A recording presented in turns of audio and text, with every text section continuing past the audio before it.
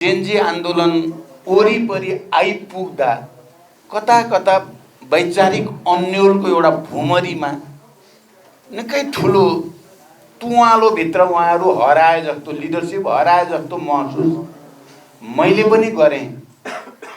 उहाँहरू भड्किनु भयो, कतै न कतै भड्किनु भयो। पछि पनि मेरो भेट भयो, फेरि विप्लवसँग पनि प्रकाण्डसँग पनि भेट भयो र मैले भने इतिहासमा बिरलै आउने अवसर तपाईहरुले गुमाउनु भयो। यसको पश्चाताप तपाईहरुलाई धेरै परसम्म पछिसम्म हुनेछ। नेपाली कम्युनिस्ट पार्टी गठन कुनै आवेगमा, कुनै भावावेशमा गरिएको होइन। राष्ट्रको आजको असहज र असाधारण परिस्थितिमा नेतृत्वले खेल्नुपर्ने भूमिकालाई आत्मसात गरेर तमाम कम्युनिस्ट आन्दोलनका सम्भव भएसम्मका घटकहरूलाई एकताबद्ध गरेर एउटा शक्ति आर्जन गर्ने अवसर तपाईहरुले गुमाउनु भयो। तपाईहरु ठुलो सम्मान पाउँदै हुनुहुन्थ्यो यो एकतामा। म अहिले संयोजक सहसंयोजक कमरेड माधव कुमार नेपाल हुनुहुन्छ। यहाँ प्रमेश हमाल यो प्रक्रियामा सबै सक्रिय, वर्षमान लगायतका साथीहरू, पम्फाजी, हामी सबै छौं। अरु घटकका नेता साथीहरू पनि हुनुहुन्छ। राजेन्द्रजी पछि जोडिनु भयो, जोडिँदै जाने क्रम पनि बढिराखेकै छ। हामी सबैले विप्लवजीलाई अलि बढी महत्त्व दिने गरिया थियो अरूलाई भन्दा विप्लवलाई, र त्यो अलि क्रान्तिकारी कुरा भइरहेछ। इतिहास विरासत पनि एउटै विरासत पनि हो। माधवजीले पनि पटक पटक फेरि चाहिँ अलि महत्त्व दिएर नै जानुहुन्थ्यो।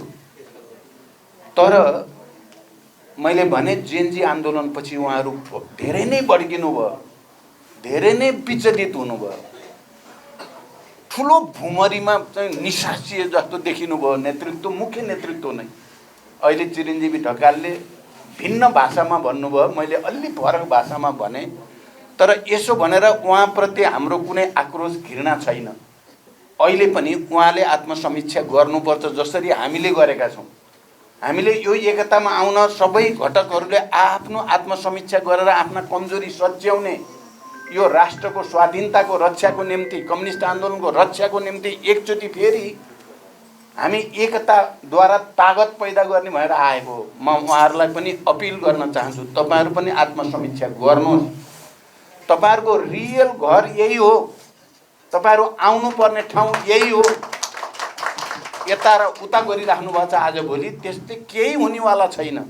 म गम्भीर ढङ्गले मेरो पुरानो सँगै बसेको कमरेडहरू हुनुको नाताले पनि म भन्न चाहन्छु, तपाईहरुले आत्मसमीक्षा गर्ने यो बेला हो। अझै पनि तपाईहरुको पुरै अवसर गुमिसकेका छैन।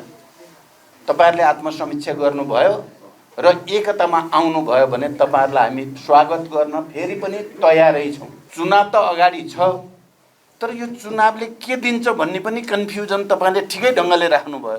परिस्थिति त्यस्तै नै छ। हामी एकताबद्ध भएर देशव्यापी अभियानमा गएनौँ भने चाहिँ चिजहरू फेरि अर्को दुर्घटनातिर देश जान पनि सक्छ।